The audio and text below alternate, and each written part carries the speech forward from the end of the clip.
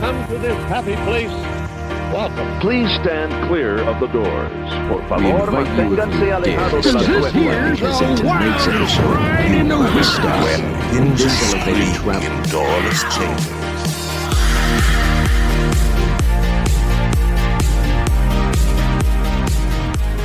Hello and welcome to Miles from Main Street, your Far From Disney podcast. My name is Mikhailo. And I'm Brian. And we're here to talk about Disney World, But especially coping away from Disney. which we know a lot about being from the Midwest. So today on Miles from Main Street, we are going to talk about Disney transportation. Transportation is pretty important when you're at Disney, especially when you don't have your own car, which a lot of us do. And with us being from the Midwest and from us being from so far away, we don't often take our own car. I know I've done it a couple times with my family, but most of the time when I go there, I'm getting on a plane and that's how I'm getting to Disney. So transportation is very important, and it's something that you definitely have to think about. And there's several different ways of utilizing transportation at Disney World. And not only is it important to know about, but it's iconic. The different ways that they have for you to travel are iconic, and it's fun to talk about. It's fun to ride on some of those things. So I think it's going to be an enjoyable conversation to cover and informative for your trip if you guys are heading down there. For sure. Yeah, I totally agree. A lot of these modes of transportation do kind of turn into rides themselves that have some sort of following. I know I enjoy them. But the first mode of transportation that we're going to talk about, and this is kind of like your big one. I don't think I've ever been onto Disney property or moved around Disney property without using this mode of transportation, and that is buses. It's kind of amazing, the fleet and like how well organized. I mean, I say how well organized, but sometimes it doesn't seem that way, but just how well Disney utilizes their bus transportation. I mean, when you're trying to park hop, that's what you're doing. You're getting on buses and you're going straight to where you want to go. There's pretty much a bus that can take you anywhere you want to go on property, pretty much. Pretty much there is. Obviously, there's going to be some that don't. Like they don't want you going from Disney Springs to a park at certain times of the day. So, because they want to get you for parking and they don't want you getting around that. So, there's definitely times to know when you can go different directions. And I believe you were going to say something, so I'm sorry I cut you off. Oh no, definitely. I could tell that you wanted to chime in. But yeah, you do, like Brian said, you kind of have to understand what can go where and how you can use these buses. A lot of times I'll use the buses to resort hop. And on those days, it kind of gets a little tricky because you can't go straight from a resort to a resort. You kind of have to hit a hub kind of around. I mean, Disney Springs is a good one because there's always buses going to and from Disney Springs. But if you can get yourself to a park, parks also have resort drop-offs and pickups all over the place. So that's definitely another way to utilize that transportation. So it's just kind of understanding what goes where. When you're at a resort, they're going to be taking you to the parks. When you're at the parks, they're going to be taking you to resorts. And when you're at the parks, it'll also take you to other parks. So you'll have stops for all those other parks as well. So that's kind of like one of those hubs that we're talking about. And I believe just a side note, like going to the Contemporary or some of those resorts right around the Magic Kingdom, they will not go from Disney Springs to those resorts in the morning. because that's the busy time for people to get to the Magic Kingdom. So, it's important to know what those are. Like you said, you cannot go resort to resort. And if you were to ask somebody at Disney where to go, if you want to get from one resort to another, they're going to tell you need to transfer at Disney Springs. I hate that they do that because that's the farthest point for most of the resorts. So you're taking a long time to get over there and then a long time to get to where you want, unless you're going to like Old Key West or French Quarter, I believe, like the Port Orleans are kind of close to that. But most of them are not going to be very close to Disney Springs. So you're spending some time riding around on the buses. I will give you a little story. Because I don't want to have to go all the way to Disney Springs, I find ways around that. As Mikhailo said, you're going to parks. So about 5 years ago when we were down there, we were at Boardwalk, and we were trying to get back from Boardwalk to we were staying at Art of Animation. And so I grabbed the first park bus that pulled up. And here's where you got to know what's going on during the day, because when I walked on that bus, it wasn't closing time at Animal Kingdom yet. But by the time he realized that I wanted to get back to Animal Kingdom, it had closed. He's not allowed to bring anybody back there. So the way it works over by Boardwalk, or the way it worked at that time, because I don't believe right now they're sending the buses over to Swan and Dolphin, but Boardwalk shared with Swan and Dolphin. So we left Boardwalk, we went into Swan and Dolphin. He emptied out his bus and he looks back and he sees us sitting there, and he says, "Where are you headed?" I said, "Oh, we were going to go over to Animal Kingdom and transfer, unless you wanted to go to Art of Animation." Well, because of the fact that Animal Kingdom had closed, he's not allowed to bring us into Animal Kingdom at that point. So he was kind of stuck, and I think he might have gotten a little bit in trouble for it. But he did end up taking us back to Art of Animation, which was incredibly nice of him to do. And I tried to offer him a tip. And this is me being kind of a newbie yet at that time. Drivers cannot take tips. And I wish I would have known to send a cast compliment at that time, because he did stick his neck out for us, and he didn't really get anything out of the deal, And I feel you could probably hear it as I'm telling you the story, and the reason I'm telling you is because I still feel bad about that. But anyway, so Mr. Bus Driver, if you happen to be listening, thank you again, thank you. But anyway, that's part of what you need to realize, is that if you're going to be going to a park, you can't go after close. So if it's getting close to close time, make sure you know that it's getting close to close time, and maybe pick a different bus. But we were also tired at that point. We just wanted to get on a bus and back to where we needed to go.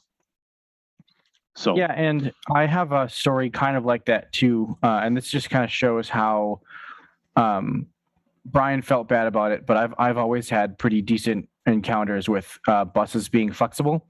And this was actually it was me, my brother, and my sister, and this was actually a while ago.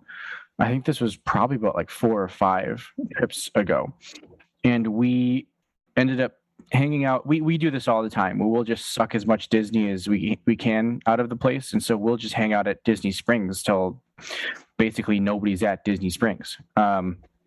And we actually ended up getting turned around, and we were walking the opposite direction of where the buses were supposed to be. And so we were walking towards like the parking garage or something like that.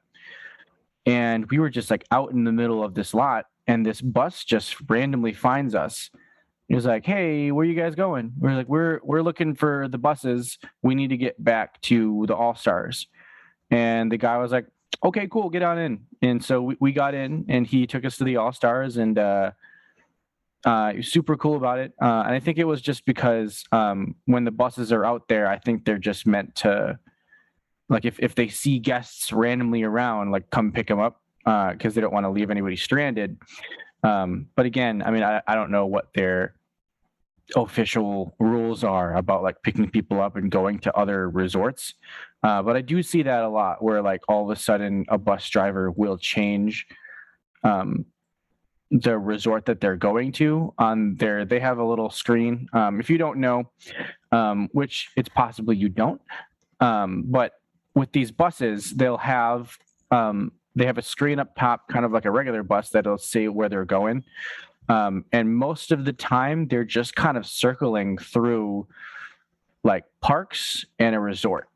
So they'll hit the stops at the parks, and then they'll come back and pick people up at the resorts and kind of like disperse through there. But a lot of times I have seen buses kind of park around the parks or park around Disney Springs and then just randomly change their screens. And so I think sometimes they understand. It's a good rule of thumb is like if a bus just left and you just missed the bus, you're probably waiting around 20 minutes for the next bus. But I'm pretty sure that Disney does notice sometimes when things get really busy, that they'll start rerouting buses to other places. That does happen in the morning and at night, especially at night. They'll start rerouting people. So I that's definitely a thing that bus drivers will do. I've had it happen, I think twice, where a bus driver has just picked us up and just taken us where we needed to go. So I've always had pretty decent encounters with stuff like that. I don't know what their official rules are, if they would get in trouble for something like that. I feel like they wouldn't, but you never know, because Disney really, it just all just kind of works like clockwork. I know it sometimes doesn't seem that way. I've definitely felt like I've waited a half hour, 45 minutes plus for a bus. And that was actually my most recent trip was the most I've ever waited for a bus. And I don't know if that was because of COVID or because I was at Disney Springs or because it was busy that day. But do understand that there's a high possibility that you may be waiting 20 minutes for a bus.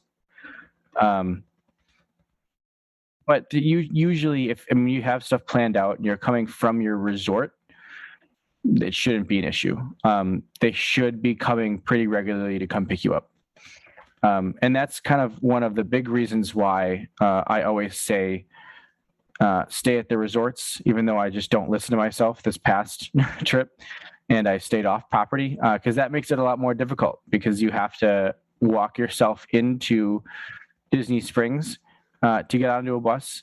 And most of the time in the mornings, I wasn't even taking a bus because they weren't coming to pick you up.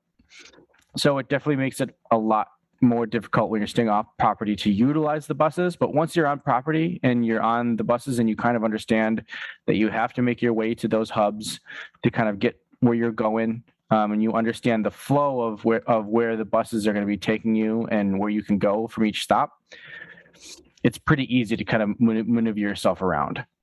So buses, I would definitely say, are a great resource, probably one of the main resources when you're at Disney. But there are several other ways to move around, and I know Brian really enjoys one of them, and I'll let you talk about that, Brian.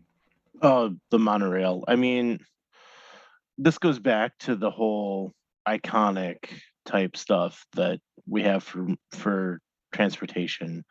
You know, they had the monorail out at Disneyland first. It led to some communities actually having monorails, and you know, Anaheim didn't want to do that, so they ended up not having it. You know, even though they had Disney, they're pushing for it. But I mean, anytime you hear monorail, the first thing you're gonna think is Disney, right? It's just that iconic. It's been around for how long now? And so I love the monorail. I love just riding it. This last trip, staying at the Contemporary, we packed everything up, got it in the car, and I said, before we go, let's jump on the monorail and do the loop one last time. So we went and did the loop one last time, filled up our refillable mugs on the way out of the building, and hit the road. And that was just a great way to end a trip, at least that trip, because we had stayed at the Contemporary. I will find ways to use it as a ride, like I just said. I will find ways to use it as a dining thing. I will find ways to use it as maybe a drinking thing. you know, we've done with the kids, we have tried to do a dessert crawl around the monorail resorts. You could do drinks. My wife and I kind of did that on our trip without the kids. It's But beyond that, it's just a great, great way to travel. Really, I love taking it from the TTC over to Epcot because it's so quick. Like you don't realize how quick it is because you're not having to stop for traffic. You're not having to, stop at another resort. You're just getting there right away, right? It takes maybe 10 minutes, I think, from the TTC to Epcot, which is incredible. That's awesome. I'm so glad that it's finally reopened. So yeah, I have excitement. I'm having trouble pulling all those words together, but Mikhailo, let us know what you think of the monorail. Yeah, the one thing I haven't really utilized as much with the monorail is that Epcot loop. I think I've done it once, and you kind of don't realize, even when you're in Epcot, you don't realize that monorail loop loops you around Spaceship Earth. So you get this really cool view of Spaceship Earth when you're in that monorail. I always thought that was really cool. And that's something that Disneyland kind of does. I remember that was one thing that I really wanted to do.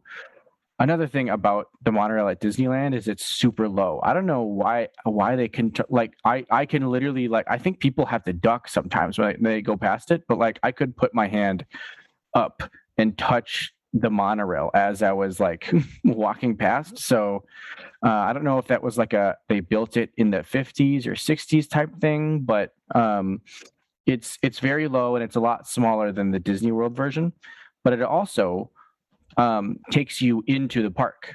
So you actually have to have park admission to get onto the monorail. And I didn't know that. I thought, because I'm a history buff and I wanted to ride the monorail while I was there and use that iconic monorail, but I wasn't able to because you actually have to have park admission. And the day that I actually had park admission, I was not thinking about riding the monorail. I was thinking about doing all the things that I wanted to do at the park. But that's another thing to keep in mind if you're going to Disneyland, and even if you're just visiting Disneyland, that's one thing that you can't do at Disneyland that you can do in Disney World, because in Disney World you don't have to pay to get on the monorail and you don't need park admission. You can just get on it and use it as a means of transportation. But I very much enjoy it too. I do find that using the monorail at park opening for Magic Kingdom can sometimes be the wrong decision because that's where everyone's going. Everyone's using the monorail. It's very fun to do that because that's, like Brian said, it's so iconic, and that's it's a fun way to get yourself there. But that's what everybody's doing. Just don't let yourself get hurted. That's a big tip that I don't think we've mentioned very often on this channel. But don't let yourself get hurted, because they're hurting people in there for a reason, and that's where everyone's going. There's oftentimes when you're getting into the park, don't follow the crowds, because that's where everyone's going. If you most of the time people are going to be going right when they get somewhere like a park or the TTC or something like that. If you end up going left, oftentimes you'll find smaller crowds and smaller wait times. But yeah, the monorail itself connects to some of the coolest resorts, connects itself to two of the real big parks, Magic Kingdom and Epcot, and that it's done through You can't go directly from Magic Kingdom to Epcot. You actually have to switch over at the TTC to the Epcot monorail itself. But I've always had a great time. It's very cool to be able to go straight through the Contemporary. That's always fun. And it's an iconic means of transportation that Disney kind of popularized. I know that places I've also seen monorails are, Orlando International has a monorail, and I know that Detroit International has a monorail, and their monorail is like straight up Disney style. It's elevated, and it's got like a really high track. So I thought that was really cool to see. But yeah, definitely something that Disney popularized, and it feels like a ride when you get in there. One of my favorite things is, and I think they make shirts like this, and I'm gonna butcher it because I don't speak Spanish at all, and people don't get mad at me because I'm just copying how I hear it. But I love the spiel when they say, "Please stand clear of the doors. Por favor, manténgase alejado de las puertas." And I'm sure that was all That was wrong. pretty good. No, that was good. I like it. But I honestly, I only know that because I hear it all the time. Yeah. So, and I mean, I just love that. I love the spiel. Sometimes when I'm driving around, I'll listen to the spiel and pretend like I'm in the monorail. I do that same thing. I shouldn't say this, but I do that same thing with Rock and Roller Coaster, where once the Rock and Roller Coaster takes off in the music, I'll floor it and I'll go real fast. It's always fun. But thankfully, I don't have a car that can go that fast. I find it extremely relaxing. So to just jump on there and go around Seven Seas Lagoon and check out each resort as you go, and to see the entrance to Magic Kingdom, you don't even have to get off there, just to go past it. I just enjoy that ride. We would jump on in the morning and take a quick ride around the loop. It's a relaxing thing and can be used for so many different reasons. And yeah, it's a great thing. And the next item is also relaxing for me, which is boats. And they seem to have a lot of water and they have a lot of boats. The boats, you could kind of, we started with the buses. Like the buses encompass all of Disney World, right? Well, now we're starting small. We went down to the monorail. Like that probably goes to the least amount of places. I wanted to point out that the monorail only goes to Magic Kingdom and Epcot. Like that can't be stressed enough, I don't think, because there are a lot of people that I see asking questions online that are wondering how it gets to Animal Kingdom, or do I take it to Hollywood Studios, those types of things. It won't go there. I just recently saw a TikTok that was like me as a cast member trying to explain that the monorail doesn't go to the Animal Kingdom, and it was somebody like shrugging their shoulders trying to like explain it. So yeah, that's one thing that you kind of need to understand, that it only hits those two parks and then the resorts kind of in that area. So yeah, and then like the next thing to think about is the boats. Wherever there's water, they seem to have a boat now. So you can get from Disney Springs to a few resorts. I believe it stops at Saratoga Springs. It stops at Old Key West and the Port Orleans resorts from Disney Springs. So that waterway, which is the Saratoga, not Saratoga, the Sassagoula River. They have their own set of boats that go back and forth. You have a set of friendship boats that go around Swan and Dolphin. What's the name of that lake there? I'm blanking on the lake. Is that Crescent Lake? I have no idea. Yeah, I can't think of it right now. But you can take, between the International Gateway at Epcot to get over to over to Broadway or the Beach Club or the Yacht Club, or you can get over to Swan and Dolphin There's a set of boats that go through there. I want to say, then that boat will go between International Gateway and Hollywood Studios. So you have that option. And then when you get over to the Magic Kingdom, all of those resorts around the monorail will have boats going back and forth to the Magic Kingdom. But you've also got Fort Wilderness, the campground, and you've got Wilderness Lodge getting boat service as well. And I've used those boats between Fort Wilderness and Wilderness Lodge. They'll have some that either go to the Contemporary or they'll go to I think there's one that goes Contemporary, Wilderness, and Fort Wilderness. It does like a loop that way. And they'll also have some that go over to the Magic Kingdom. And what I've learned with some of these modes of transportation is that some of them are not meant for people like Mikhailo and I, where we're going to get there the second that rope drops, and we're not leaving until we've seen the Kiss Goodnight 3 times, right? So, these boats are going to take their time. Obviously, it's going to be a little slower than a bus or a monorail, but it's a nice little ride. It's enjoyable, especially in the morning. On our trip a couple years ago, we took the boat across the lake, and it was a nice ride early in the morning to get into the park. It was very stressful on me because I paid for that early morning magic, and we ended up getting there after 8 o'clock, which was to me a waste of money at that point. So I was mad, and it took my wife to settle me down a little bit, which the relaxing boat ride did that for me. So I tell everybody, if you get the opportunity, and you have and you just want to go for a nice boat ride, the boat ride between Disney Springs and the Port Orleans resorts is just awesome. It's a nice, relaxing boat ride. They've got some, jazz music playing.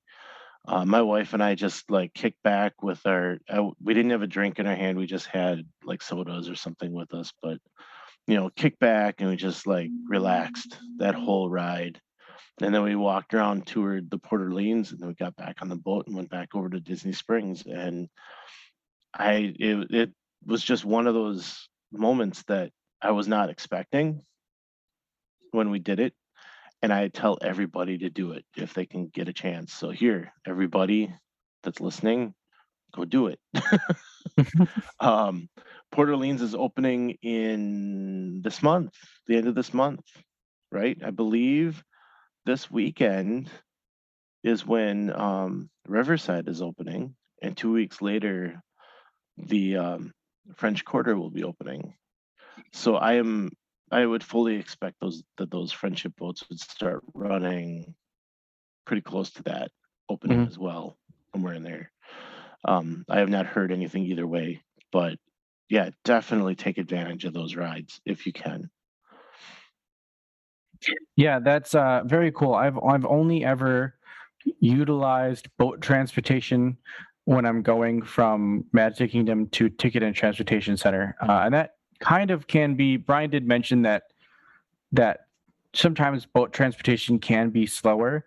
However, in the mornings, and I kind of wanted to bounce this off you, Brian, as to what the best way of getting from your resort to Magic Kingdom is. I mean, I kind of know what it is, but when you're not staying on property or if you're driving, there's a couple different ways to do it, because most of the time you kind of need to understand that if you're driving, if you have your own car, if you're getting dropped off with rideshare or something like that, they're always going to drop you off at Ticket and Transportation Center. So you're going to have to deal with transportation from there to the park anyways. Your couple options are monorail or boat. And when I say, like I said before, don't get herded around, they're going to automatically herd you into the monorail area, and that's where everyone's going to go. And I ended up using the monorail, and we definitely did not get to the park as early as I wanted to. I think that was kind of our problem anyways, because we just didn't wake up in time. But I did notice that the boat transportation just seemed like there's way less people going out there using the bus than there were monorail. So that, and I've heard that before, that's kind of the hack is go straight for the boat transportation right away, because there's going to be less people trying to use the boat than there will be people trying to use the monorail. However, since we're talking about this, your best bet for sure, if you're looking to get to the Magic Kingdom in time for rope drop and trying to be like some of the first people there, is bus transportation from your resort, because it's going to drop you off right next to where the entrance is. I think that's the closest you can get with transportation. Rideshare, again, isn't going to get you any closer. It's just going to drop you off right at Ticket and Transportation Center. And so definitely buses, that's the way to go. If you buses straight from your resort is definitely the way to go to getting to Magic Kingdom pretty much at rope drop if you want to get there early. If you are at the TTC though, and you'd have no other option but to go from the TTC, busier days they will be running buses from the TTC, and that is the best option, because everyone's going to go, oh, monorail's too busy, I'm going to get on a boat. And then no one thinks, hey, wait a minute, they're running buses. I have seen since the reopening that there are days that they don't run buses. So you're going to need to ask, hey, are they running buses today? And I think that's just due to staffing and how busy it is. Now that we're getting into a period of time where they're kind of going full capacity, they are not at full staffing yet. So, it's kind of we got the people to do it today, let's run some buses. So you're going to have to ask, but that is the quickest route over either other of the other options. Mm-hmm. But yes, if you're leaving your resort, take that bus right to Magic Kingdom. That's the way to do it, and that's kind of why. I mean, for sure, I'm going to be staying on property my next trip, and it actually looks like I'm glad, Brian, you brought up these boats, because it actually looks like I'll be staying at Port Orleans, and it's something that I've never really done before, is kind of utilize those boats from the Disney Springs to these other resorts. So that should be fun. And again, I mean, I've only ever used boats from Magic Kingdom to the TTC. But again, another thing, that International Gateway, it's a very, very cool way of entering Epcot. I've actually gone back there. I've ventured back there before to kind of see what it's like. And it's very cool. It's kind of an interesting way of entering the park, rather than kind of going through the front of the park and dealing with all that construction right now. I forgot what people are calling it right now. Like gate cot or something like that.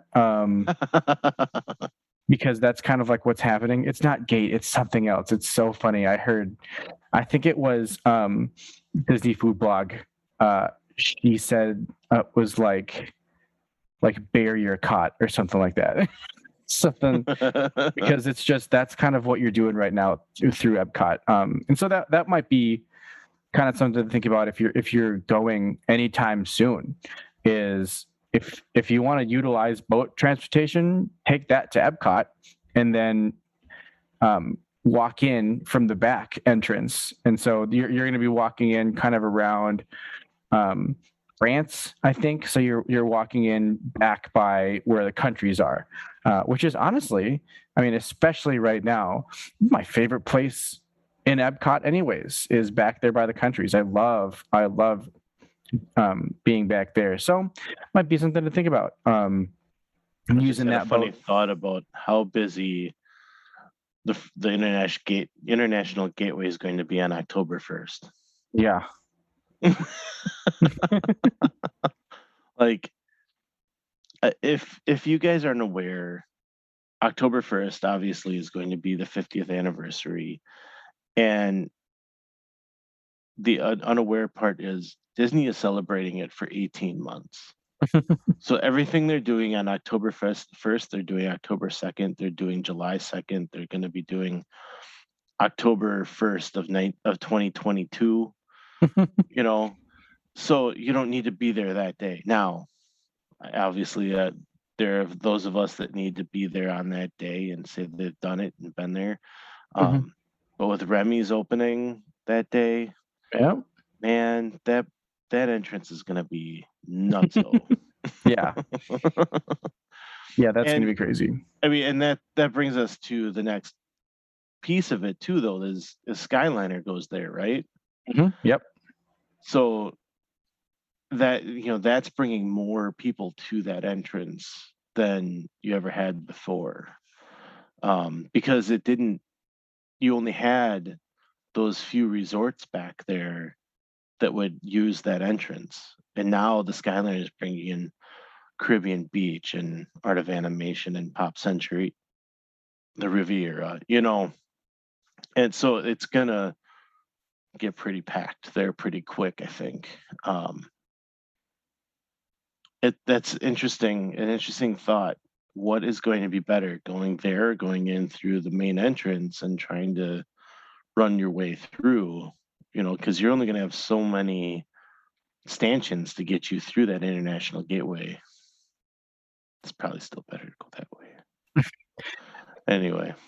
But yeah, so the Skyliner definitely, and that's one of the main areas that it's going to be taking you. That's kind of the end of the line, or it could be the beginning of the line, depending on how you're doing it.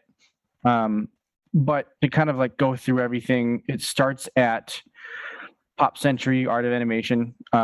It's kind of like in the middle of that resort, kind of cool, over the water, and then it takes you to Caribbean Beach. And then from Caribbean Beach, that's actually kind of a hub where you can get yourself to Hollywood Studios, or you could keep going on that line and go to Riviera, and then it'll take you from Riviera all the way to Epcot. It's the time that I took it must have just not been a good day, because I had to wait for a while at Art of Animation. And then once we got to that hub at Caribbean Beach, like it was like another hour wait to get to Studios or Epcot. So we ended up just taking a bus from Caribbean Beach. And this is transportation related, so I'll just tell this story. We ended up waiting in line at Art of Animation to get on the Skyliner, and then we ended up waiting at the bus stop for honestly probably about an hour at Caribbean Beach, waiting for the correct bus to get us over to I think we were going to Magic Kingdom, because we were trying to get ourselves to we were actually no we were trying to get a bus to anywhere at that point. We were waiting for a bus to Magic Kingdom or to Disney Springs, and a Disney Springs bus came before a Magic Kingdom bus came, and we had already waited for a pretty long time at that point. So we ended up getting onto the Disney Springs bus, and then waiting another 35 minutes at Disney Springs to get a bus to the Polynesian, which is where we had a dining reservation. And we were supposed to be utilizing all of that time that we spent waiting for buses and waiting for the Skyliner. We were supposed to be utilizing all of that time to do resort hopping. And we only really ended up going to Art of Animation and then waiting for a bus at Caribbean Beach. We kind of walked around Caribbean Beach a little bit, but we really wanted to get ourselves. We didn't even really get to do the monorail loop. At that point, we just kind of, it was really nice to hang out at the Poly for a while because it's one of my favorite resorts. But still, that was kind of like a big time waster, was waiting for this transportation. So it's kind of, you have to understand that things can get backed up. As a Disney professional, I wasn't stressing too much, just because you kind of have to understand that this happens. Like, things happen. On that same trip, it ended up raining, and like a whole bunch of rides went down. It rains. It's going to rain. There's oftentimes it'll probably rain a lot on your vacation. So you kind of have to roll with the punches, and very much so with transportation. You can ease a lot of that stress with kind of understanding what you need to do and where you need to go. I feel like with us using the Skyliner for the first time, that was kind of difficult for us because we just weren't too familiar with the Skyliner. However, it's just kind of like knowing is half the battle. Like you kind of have to understand like where you want to get to and how you want to utilize that transportation. You've got a whole bunch of different options that you can use. Another option is even walking. There are some places that walking is a pretty great option. In fact, if you're staying at, we've hit this several times, but I'm just going to mention it anyways. If you're staying at Contemporary, you can literally walk like it's a leisurely walk. It's not even that long of a walk to Magic Kingdom. You know that. We've told you that. Good. On that same kind of area, you can also walk from Magic Kingdom all the way around to the Polynesian Resort. That's a new walkway that they've recently opened. Another cool walkway is from Boardwalk all the way to Epcot.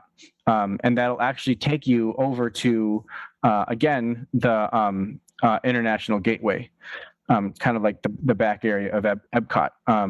And that's, I hear this tip a lot, where if you want to be going to Epcot a lot from Boardwalk, ask for the rooms further down on Boardwalk, because you'll be able to just kind of like walk right out of your room and then just get on that trail that takes you to Epcot. Beach Club is the same way. The Beach Club actually has a room that's designated as like the closest room to a park. Mm-hmm. And so I think you can almost get around that entire lake on trails. I know that my wife and I have done all around Boardwalk and all the way over to Beach Club and some of Yacht Club on that trail. So, Yacht and Beach Club, I think you can walk from Swan and Dolphin as well. There's definitely a lot of options in that area for walking. And one that I actually didn't know about, and I've actually watched people walk this, is you can actually walk from Epcot to Hollywood Studios. That's the thing.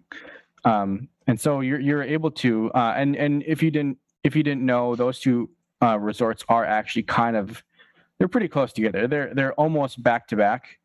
So it makes a lot of sense that you'd be able to walk there. But that's another option for you guys, is if you really want to walk, you can actually do that.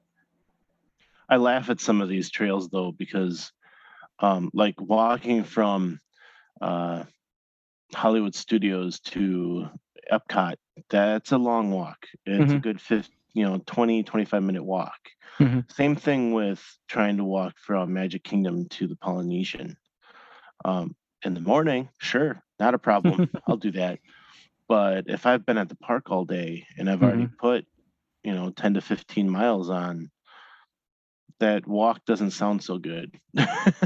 For sure. Yeah.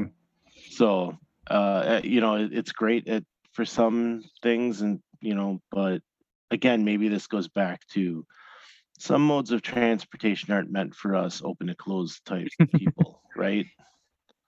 And I do hear a lot about these trails being utilized for running as well. And I do enjoy a good run, and I've actually been doing that more and more with my fitness, where I'll run for long periods of time. And I've said this before to friends, where I feel like I'd be able to run a Disney marathon based on pure motivation alone, where somebody would be like, okay, next we're going to Hollywood Studios. I'd be like, yeah, let's go there. Let's run there right now. Let's go. And so I'd run myself to Hollywood Studios, and next they'd be like, okay, next we're going to Epcot. Epcot, yeah, that's easy. Let's go do that. And then next we're like, okay, we're gonna go to Magic Kingdom. That's pretty far, but I'll run that one. Let's go. So I feel like just running yourself around Disney property would be something fun to do. And a lot of these trails are set up with runners in mind. Yeah, and they have them all around the different resorts too, just so you can have a good run in the morning if you're doing that. I think we need to do our own little podcast where we're like, okay, let's run to Hollywood Studios now, and we'll virtually get you there. Is that a good motivating run thing? I don't know. We can like point out, hey, Goofy's standing over there waving at you. I don't know. That could be fun. Brian, we're going to turn this podcast into a workout podcast, because that's actually something I was doing during COVID when it was winter and I couldn't run outside and I was running on a treadmill. I would actually turn on walkthroughs of the parks, and I would just kind of run and watch the people walk through the parks. But something that I also did was I watched. I mean, after a while, you've watched all the walkthroughs, so you start to watch other things. And so I would watch people walking through resorts and hotels, and one of them was the walk from Epcot to Hollywood Studios and back. So it was a good like hour run for me, which is perfect, because like that's usually like how long it took me to get my runs done.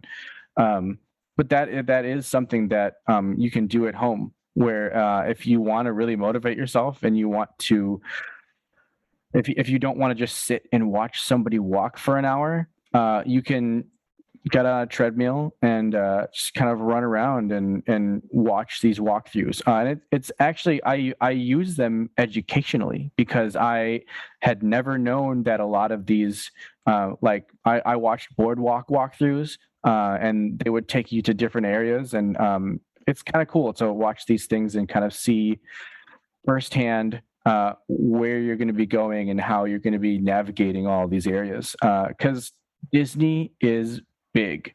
It is a very big resort, and there's a lot of things to do. And as we're sitting in front of you guys right now as Disney professionals and people who pride themselves on knowing a lot about Disney, currently recording a podcast, if you're friends with us, you know that we're huge Disney nerds and we're always telling you about Disney things.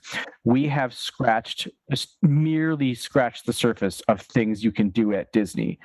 And we've been going for however long we've been going for. So anyways, there's the tangent for the episode. But yeah, walking in trails and stuff like that, definitely an option. Obviously going to take you longer, but they're there, and it's definitely an option. I've used them before to get to places. You just kind of have to understand how long it's going to take you, and whether or not this is a leisurely stroll or you're trying to get there somewhere quick. I've definitely sprinted from Magic Kingdom to Contemporary before. Yeah. It's good to note that a lot of these options come with crowds. When we've mentioned it here and there, no worse time than is when a park closes. That is probably the worst time to use any of these modes of transportation. The walking gives you a good crowdless option. I've seen it used for the Magic Kingdom, going over to Grand Floridian at the end of the night. You have to be mindful of that, though, because they do have to close it to let the electric water pageant get out. it has a bridge that goes over the waterway that those floats are stored in. So, there you might not be able to do that. But walking to the Contemporary, leaving Epcot and walking to the boardwalk or whatever, those can be good crowdless options. But if you're leaving the Magic Kingdom as soon as the fireworks is over, start mooing because you're part of the herd.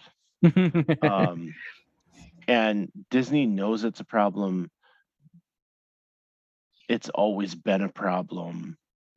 And I don't foresee a solution coming up anytime soon for it. Short of putting a couple of Skyliners up, maybe across the water, I don't know.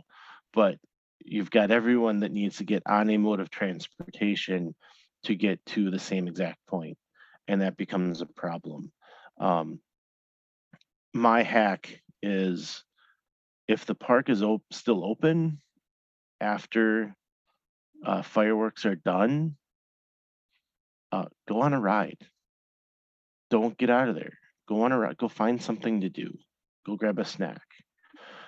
We went before the last closure, or before the closure. We were there, and we watched Happily Ever After right in the middle of the hub. We had the perfect spot.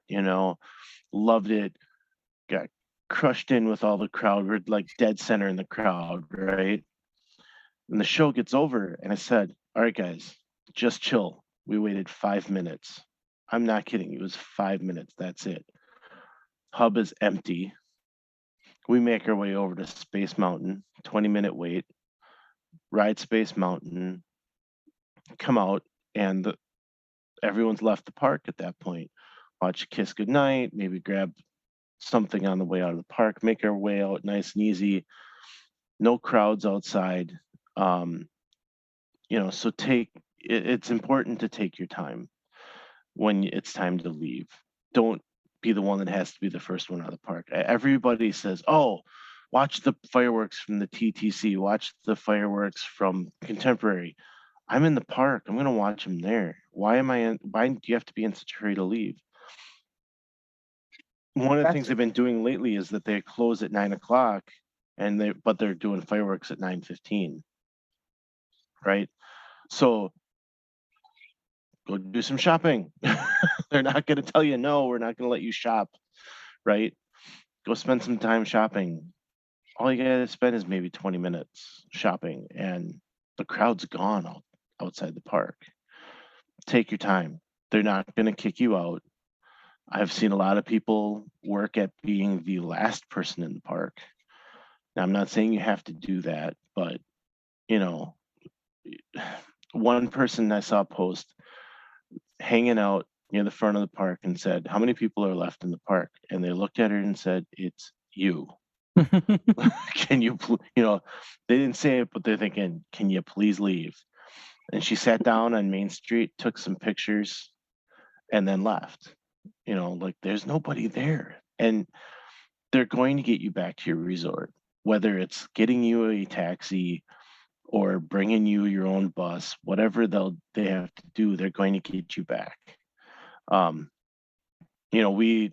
We spent too much time leaving Magic Kingdom on this last trip, and the monorail was closed. We ended up walking because we got impatient, and I should not have done that.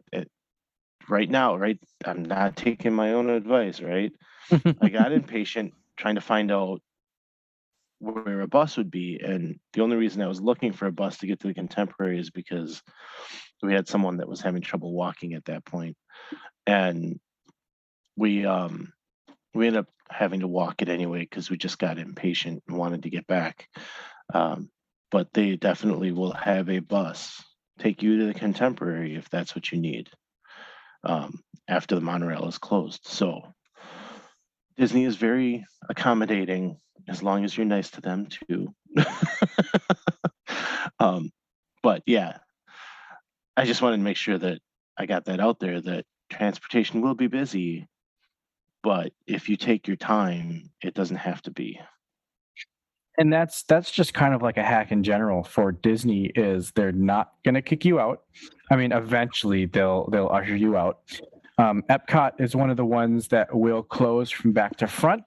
So that's kind of something you have to understand if you're thinking about staying longer and trying to kind of squeeze as much Disney out as you can. Understand that they close back to front. So the countries will close. All of the future world areas will close, and the front area will close. And that's kind of just their way of ushering you out to the front. But I mean, it's kind of the same thing with Magic Kingdom, where I've done that before, where I stayed all the way to the Kiss Goodnight and watched the Kiss Goodnight several times. I think we watched it all 3 times. And I remember thinking to myself, wow, like now we have to leave, and turning around and just seeing everyone in the shops. This is around like Disney, the Magic Kingdom closed at midnight, and we turned around probably about like one-ish. Like we went and rode rides right up until close, and then watched the Kiss Goodnight, and then like shopped up until like 1:30. And when we left around 1:30, it was still backed up with transportation. And so when we say take your time, take your time. If it's getting too late, right now it's going to be easier because things are closing a little earlier. But if Magic Kingdom ends up closing at midnight and it gets too late, obviously go try to make your way back home. But that just tells you how crazy it gets when those fireworks end and all of the people end up making their way out of the park. We still had to wait for boat transportation when we left around like 1:30. And there were still a ton of people shopping in those areas. We ended up leaving only because we had a 4-hour drive ahead of us, because we weren't staying anywhere near Orlando. We just ended up going to Disney that day. But just keep that in mind. Just understand that, especially at Magic Kingdom, transportation at the end of the night is going to be nuts. So either get yourself out of there early, or expect to wait, or just spend some more time in the park, because they're not gonna tell you to leave, and it's gonna be pretty difficult for you to be the last person in the park. So along those lines, when we're talking about park closing and utilizing transportation, park opening, this was one thing that I actually found staying off property, a couple hacks, one in particular with transportation. And this is something we haven't talked about yet, and that is rideshare apps. Staying off property made it way difficult to utilize bus transportation. If you're on property and you can use the buses, use the buses. They're just the staple of Disney transportation. And even when I've stayed at All Stars, which are just packed all the time, I never had a huge issue with buses, mainly because they understand that the All Stars are huge and there's always a ton of people there, and they're going to be moving people around all the time. But if you're staying off property, and even if you are staying on property and you have to get to a park at a certain time, you want to get there, you want to be the very first person there, rideshare apps are a good option. You're definitely paying for that to happen. You're going to be paying a little bit more for it being Disney and stuff like that. I definitely noticed that when I use these rideshare apps. But when we used that rideshare app for Animal Kingdom, we woke up early enough. We got our rideshare. We were probably like the first 10, 15 cars waiting to get in. And that rideshare will take you right to the front of the park. Like literally with Animal Kingdom, it just drove us right up to the ticket area. We walked up. We were probably one of the first 25 people into the park because of that. everybody else ends up like, I mean, if you have your own cars and everything, you end up weaving through the parking lot. They end up taking you to a parking area, and then you have to get out and then walk all the way up to the front of the park. With rideshare, it literally takes you right up to the ticket gates, and you get out. That's definitely like a huge hack if you want to get to Animal Kingdom early, which I suggest you do, because Animal Kingdom can be one of those parks, especially if you want to park hop. If you get there early enough, you can knock out a lot of what you want to do in like the first few hours. I do suggest taking your time. We've talked about this before, taking your time and walking through Animal Kingdom in a leisurely pace. But if you are like me and you're a sprinter all the way through the parks, getting there early and kind of knocking out all that stuff can really help. And so that's your one major hack is if you're ever going to use rideshare at all at Disney, do it at Animal Kingdom because it'll drop you off right up front. Now, I don't know. I know that we mentioned before, rideshare takes you to Ticket Transportation Center at Magic Kingdom. So that's kind of like you might as well use something else at that point. Hollywood Studios, I believe, that kind of drops you off right around where the buses are. So that's kind of, I mean, you're not really gaining that much. It's still kind of a walk to get up to the front of the park, but it's a lot better than parking your own car. And then Epcot, I think it's a little weird because I think they drop you off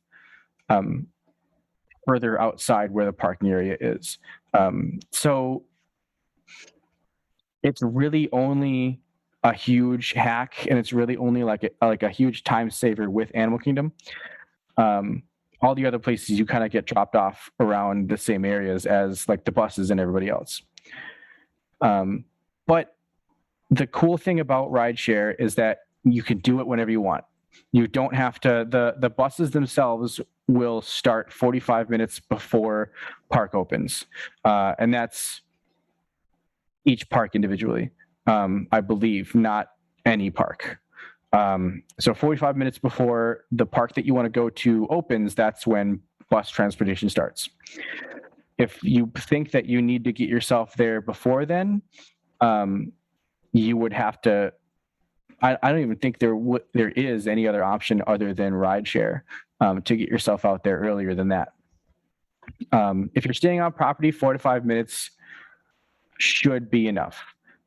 Ideally, you're at the bus stop waiting for that bus right at 45 minutes before, because it's going to be there and it's going to come pick you up.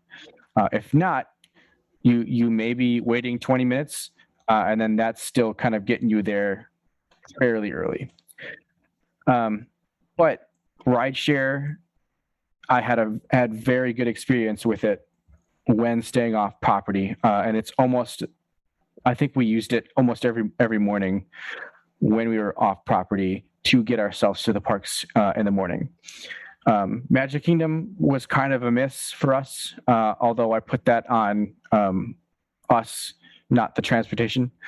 But it is a good way of kind of getting around the few limitations that Disney has in transportation. We could be talking about the mini buses, because they were controlled by Lyft. And if you don't know what they are, these were basically Lyft drivers driving in minivans that were dressed up like Minnie. I don't believe they're a thing anymore. So they, I think they were leasing those vans, and it was just a wrap that they put on the vans that had polka dots.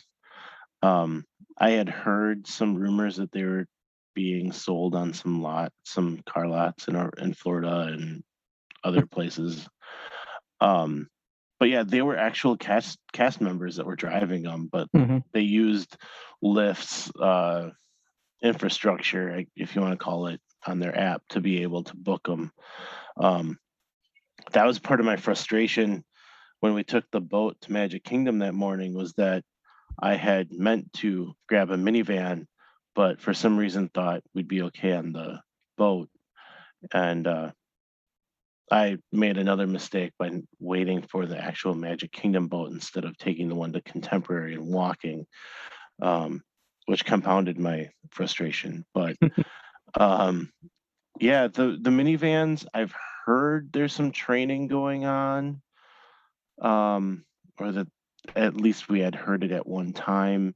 Um, it's hard to say what they're doing with that. Maybe it's something they'll bring back once they've fully opened and they're fully back at all operating, or all operations are full, whatever, however you want to say that. But yeah, it seemed like a nice thing. I was willing to pay it. It was kind of getting pricey, but in the case of trying to make a reservation, it could be a good option. And I know a lot of people just loved riding those minivans, and enjoyed using that. And that they say the cast members really knew their information. They could really give you some great tidbits as they're driving you around. So I hope they come back. I thought that was a nice option to have when you needed to get somewhere a little quicker, because they gave them full access. Like, you were parking, or they were dropping you off right up by the Magic Kingdom gate by the buses. They were allowed to go where ride shares wouldn't go, or I could park my car. They would get you closer. So I hope that comes back. Yeah, definitely, and especially because I did have a good time. I had a good experience doing rideshare this past vacation that I was on. The last thing that we'll talk about, and this is kind of a sore spot for most people, is the transportation from Orlando International to the World. This used to not be an issue because they had magical. Oh God, what was it called? Yeah, you're right. Magical Express. Magical Express. They had Magical Express that would take you from the airport to your resort, and this was all free. You basically just let them know that you're coming, and they send you baggage tags. This was such a great thing to have, because you would put your tags on your bag, and you would check them with the airline. Yeah, and then Disney would pick them up and put them in your room. It was such a cool thing to be able to do. Granted, you did have to check a bag, so carry-ons they wouldn't necessarily do. But it made it so much easier to be able to just not worry about your bags and just go straight to the parks, especially with things like online check-in. Now that has since gone away. It did not come back. The idea is that Orlando is going to be making a high-speed rail straight to Disney, which will be cool, but definitely not as convenient as what Magical Express was. Now, again, probably your best bet is rideshare when you're staying at these resorts. It's not that much. I think when I went, it was around $30 to $40 to get from Orlando International to the resort that we were staying at. So it's not that bad. In comparison, most of my rides from my resort to the parks were around like $14. So it's like you'll end up spending a little bit if you end up using rideshare a couple times at Disney. It's not an exorbitant amount of money, but still, it's more money that you're putting towards transportation when that infrastructure used to be there already. It's kind of a sore spot for a lot of people, because this was something really great that Disney was offering. I have seen that the company that ran these buses before is, in fact, continuing basically what they were doing, only now you have to pay for it. and it's not through Disney, it's through that other company. I cannot remember what it's called. Mirrors. That one. But that's what they're going to end up doing. So it's kind of the same thing, same setup. I don't know if they do anything with your. I doubt they do anything with your bags. But that's still going to be there. Again, it's going to be paid. However, all of the times that I've gone, rideshare hasn't been an issue. When you're in a big city like Orlando, it's going to be fairly easy to get rideshare cars. That being said, I did have one issue getting rideshare when I was leaving Animal Kingdom at night. And that's just one thing that you have to understand is if you want to use rideshare if you want to get anywhere at the end of the night, it's going to take a while. And we were trying to get to Disney Springs for a dining reservation. We ended up making it just in time. My brother and I sprinted through Disney Springs. But that's another thing to keep in mind is that those rideshare apps are pretty reliable. But if you're trying to do anything at park close around the parks that has to do with transportation, it's going to be a while. Yeah, and with as far as Mears, the buses from the airport, I saw pricing come out recently. It's gonna be about I can't remember if it was $16 or $18 a person, one way. So, two people, you're getting pretty rivaled with a rideshare cost right there. And yeah, I can't imagine they're going to have anything to do with the baggage. You're still going to have to grab your baggage and throw it on the bus. So, yeah, it was a great service that they provided. It gave you, or it was brought on when they did the Year of a Million Dreams is when it started, and it was only meant to stick around during that time. But they had so much guest satisfaction with it that they kept it. And I think that, I've heard rumors that possibly the contract required so many riders to make the contract worth it or something like that, that with COVID and the reopening, they knew they weren't going to hit those numbers. So they had to start scaling back.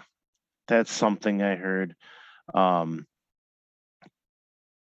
thing is that, and what I believe more is it's just a cost-cutting measure at this point. There's just, things needed to be cut at some point from someplace, and I think this was the first one.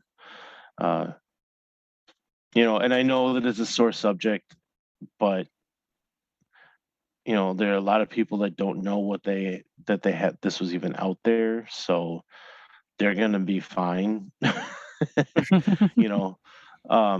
People have said, well, what am I gonna do now? I said, well, what do you do if you fly into Vegas? How do you get to your hotel?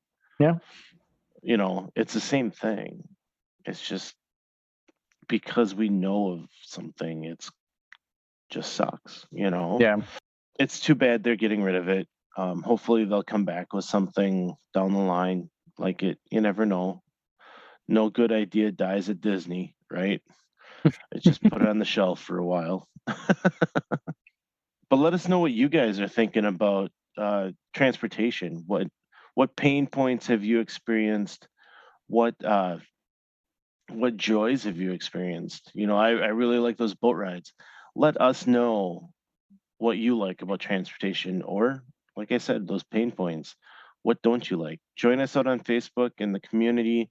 Join us on our page, either one, Miles from Main Street on Facebook. We're also on Instagram, and I drew posts on there, and we'd love to hear your comments on Instagram as well. We're at Miles from Main Street on there as well. Yeah, definitely. Let us know what you like, what you don't like. Do you guys have any hacks? Do you guys have anything that you guys like to do, let us know and let's talk about it. But that is all we have for you guys tonight. We'll see you next time on Miles from Main Street. Thanks for tuning in. If you enjoyed the show, please rate us on iTunes and subscribe. Email us at milesfrommainstreetpodcast@gmail.com with any thoughts, and visit us on Facebook under Miles from Main Street. We'll be bringing more to you weekly and look forward to talking to you then. Until next week, remember, Some live close, but most of us don't. so let's talk about it.